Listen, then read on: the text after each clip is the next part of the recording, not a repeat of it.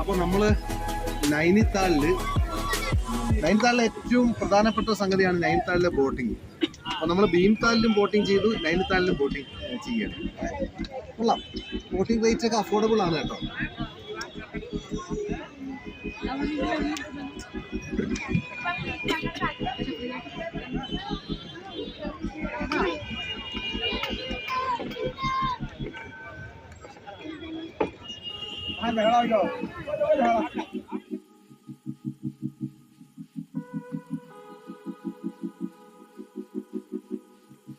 നൈനിത്താളിൽ motor boat allowed അല്ല കേട്ടോ, നമ്മളെ ഭീംതാൽ ലേക്കിലെ പോലെ തന്നെ.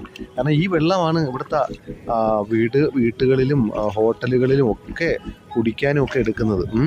അപ്പോൾ അതുകൊണ്ട് മോട്ടോർ ബോട്ട് അലൗഡ് അല്ല. അതായത് പെഡൽ ബോട്ട്, ഇതുപോലെ റോ ബോട്ട് ഒക്കെയാണ് ഇവിടെ ഉപയോഗിക്കുന്നത്. അപ്പോൾ വെള്ളം മലിനമാവത്തില്ല.